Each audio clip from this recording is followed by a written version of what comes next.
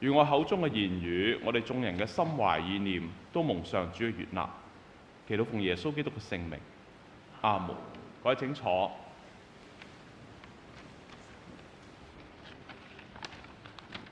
各位弟兄姊妹，今日係基督領洗日，我哋紀念主耶穌基督咧，係開始佢嘅公開嘅服事之前，佢嚟到約旦河去受施洗約翰嘅洗禮。在座咧，我相信我哋大部分弟兄姊妹都係已經領受過洗禮。唔知對大家嚟講，洗禮係一件點樣嘅事？係咪一件好遙遠嘅事？若果咧，我哋係孩童洗禮嘅時候，或者你根本冇印象自己洗禮嘅時候係點樣嘅一個嘅情況。琴日我哋為係6位嘅小朋友咧係施洗，我都提醒，原來咧好多時候，當我哋大個嘅時候，我哋都忘記咗洗禮對我哋嚟講係一樣點樣嘅嘢。洗禮其實佢個本質係為咗承認我哋係一班有缺陷嘅人。洗禮係為咗承認我哋好想做一個完全人，我哋好希望成為一個義人，但係卻係常常嘅失敗。洗禮表明我哋係無能為力嘅，我哋無能為力，因此我哋滿身嘅罪污、傷痕累累。因為咁樣，我哋先需要主嘅洗淨。如果唔係，我哋唔使洗禮，係咪？洗禮唔係一個，佢本質上唔係一個入教，甚至咧對好多人嚟講係一個入會嘅一個嘅儀式。好似世上其實好多會嘅，香港特別中環，我哋好多唔同嘅會所、唔同嘅俱樂部，加入呢一個嘅俱樂部，加入唔同嘅會所，係需要一啲嘅入會嘅手續。為咗咩呢？為咗去享受一啲嘅福利，為咗去享受一啲嘅利益。加入某個會係象徵我哋同唔係呢個會嘅人有唔同嘅、截然不同嘅一個嘅身份。但係洗禮係咪咁嘅呢？好多時候我哋就將洗禮誤認咗為呢一種嘅入會嘅儀式。但係其實洗禮正正相反，洗禮唔係話我哋同其他人唔同，唔係話我哋有幾咁叻。洗禮係承認我哋自己係一班係需要救助，我哋需要改變，我哋需要上帝恩典嘅扶持，先至能夠變得更好嘅一個人嘅一個嘅禮儀。所以洗禮係一次過發生嘅，但係洗禮呢種嘅心態，洗禮呢一種嘅提醒我哋人嘅呢種缺乏嘅狀態，應該係維持我哋一生嘅。因此咧，喺好多嘅大部分嘅天主教嘅禮拜堂咧，有一啲嘅聖公會嘅禮拜堂咧，其實洗禮池係一個好重要嘅存在嚟嘅。特別咧喺一啲嘅好多大公教會傳統咧，通常喺入口嘅時候咧，會係設置係洗禮池，或者咧最少有一個咧係聖水盒放喺個門口嗰度，個上邊嘅水咧其實就係攞嚟洗禮嘅水。咁所有咧嘅弟兄姊妹進到教堂之前咧，就會用上邊入邊嘅水咧嚟到再一次嘅，唔係再一次嘅洗禮，而係用呢啲水咧向自己畫十字聖號嘅時候，提醒我哋無時無刻進到教會之中，都係需要洗禮嘅恩典，都係需要上主特別嘅恩典。喺我哋教省新定嘅好多嘅禮文裏邊咧，我哋特別係重新恢復呢一個嘅傳統，加入咗好多係會有灑聖水嘅一個嘅儀節，就係為咗提醒我哋，特別係我哋常常都忘記咗洗禮對我哋嘅重要嘅時候，呢一個嘅灑水禮係讓我哋係經驗嗰個一次，但係為我哋永久有功效嘅洗禮，都係要提醒我哋洗禮係承認我哋需要上主嘅救贖。洗禮就正如施洗約翰喺今日嘅呢個嘅福音經課稍前一段佢裏邊，佢出嚟去為人施洗，佢提出洗禮嘅原因係咩？因為天國近了，你們要悔改。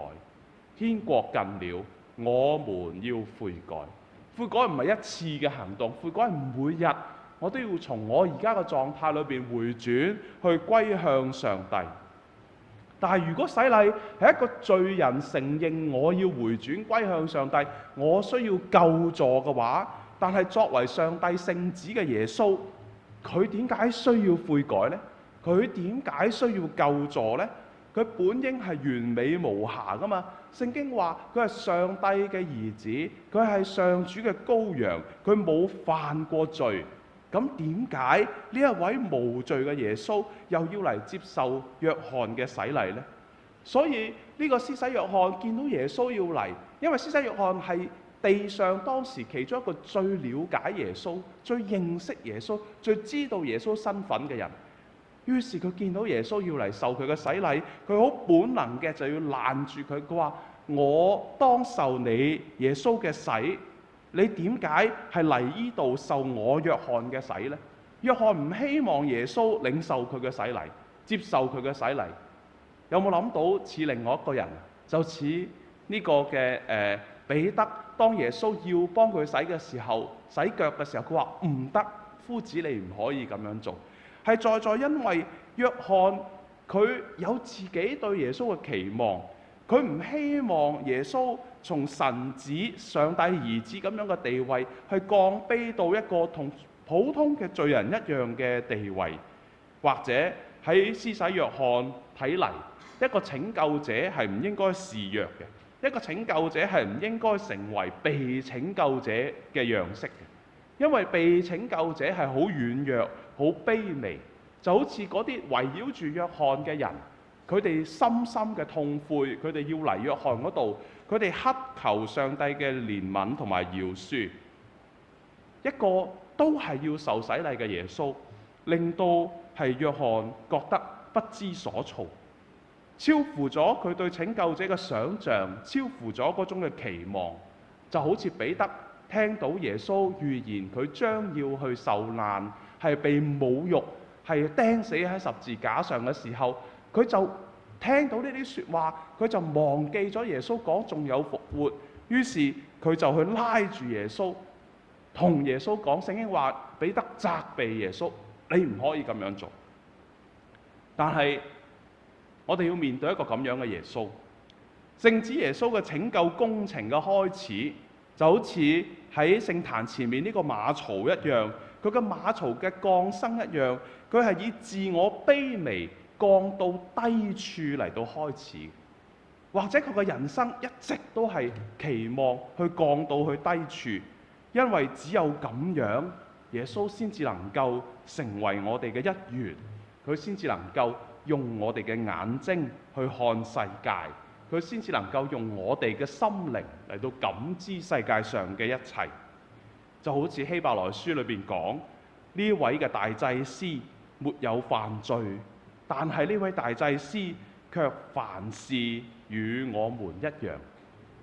呢個讓我記起一個嘅例子。我喺中大讀神學嘅時候，咁曾經有一科係請各種唔同嘅牧師，各個唔同嘅宗派嘅牧師嚟到同我哋去分享。其中一位牧師佢好出名就係做一個嘅當時做一個嘅露宿者嘅事工。咁佢話佢嘅教會常常都係去探訪啲露宿者，喺深水埗嗰一帶好多露宿者。我曾經去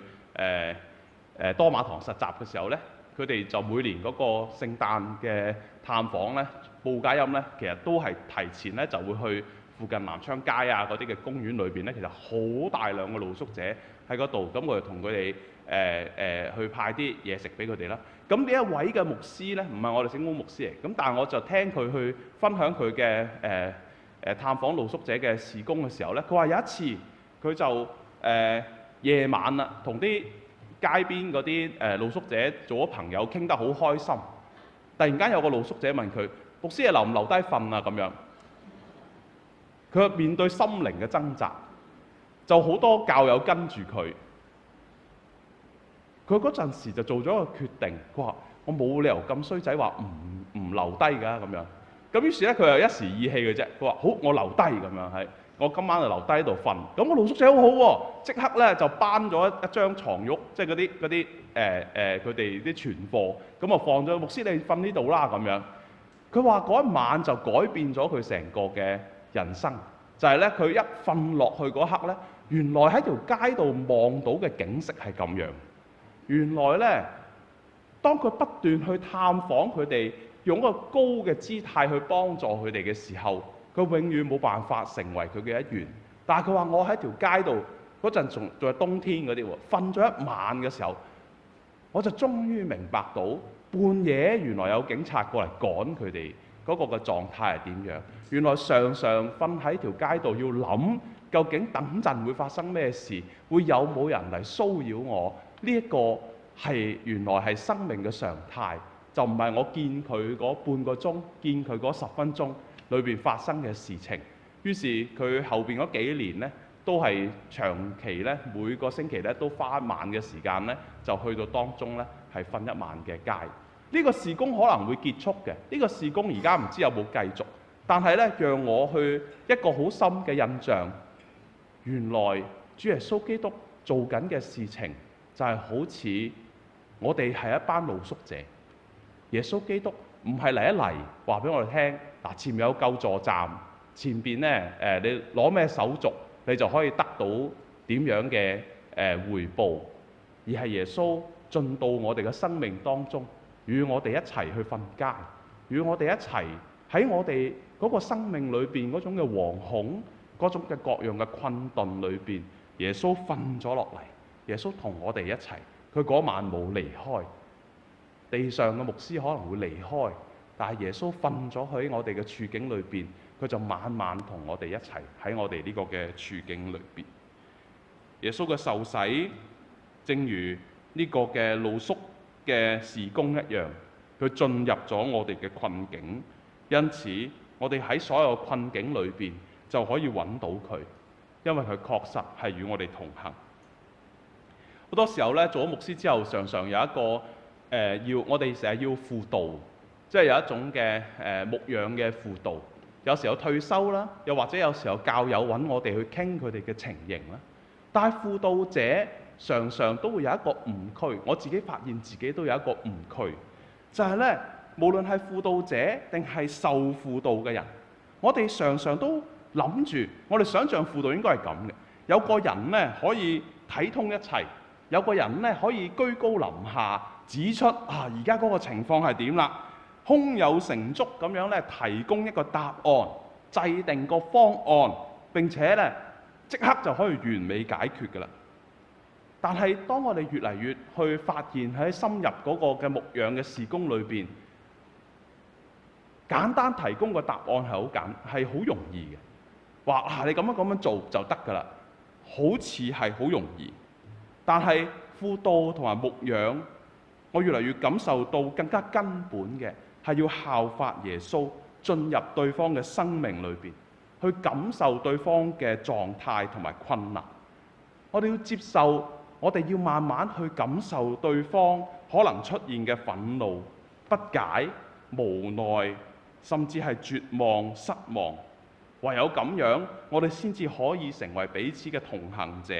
從而一齊去探索可能會有點樣嘅出路，可能會有點樣嘅亮光。唔係牧師話俾對方，而係佢喺我哋嘅同行裏邊去揾出可能上帝嘅帶領同埋答案。所以好多時候呢，我而家學識咗，好多人嚟問牧師呢件事點算啊？咁我就會同佢坐一陣，我就會問佢：你話呢？呢個好重要啊！呢個話題唔係將嗰個答案拋翻俾對方喎，而係你話呢？你話而家呢個情形可以點樣呢？你話啦，我就同你喺埋一齊去行下試下嗰個嘅情形。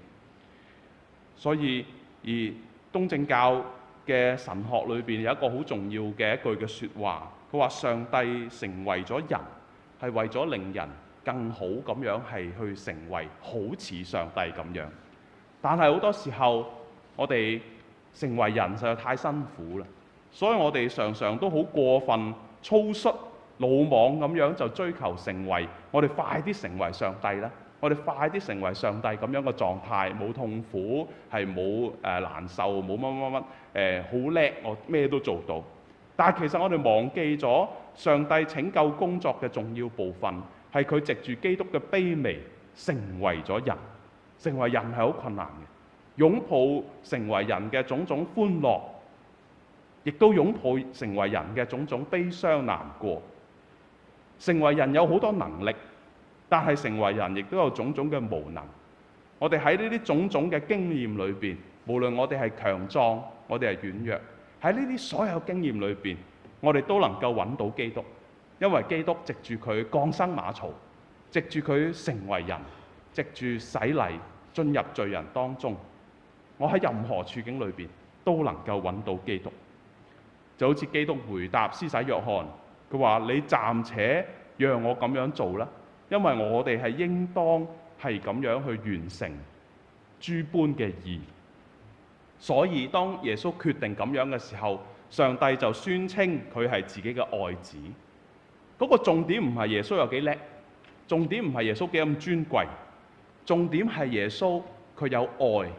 佢嘅愛讓佢願意進入罪人嘅世界裏邊。呢個本身就係愛嘅要求。所以當耶穌越嚟越降卑，佢就越嚟越成為上帝嘅愛子。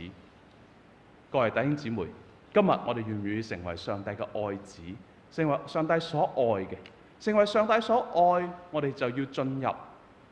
我哋自己嘅困境裏邊，我哋自己嘅軟弱裏邊，亦都要去進入其他人上帝託付俾我哋嘅人。嗰啲人可能係我哋嘅家人，可能係我哋嘅朋友，可能係我哋嘅教友，可能係你今日認識嘅陌生人。上帝都呼召我哋同佢哋一齊歡笑，同佢哋一齊哀哭，進入佢哋當中。當我哋能夠進入，就好似原始嘅洗禮係成個人浸入水一樣，進入嗰度當中嘅時候，上主就會話：這是我的愛子，我好喜愛你。阿門。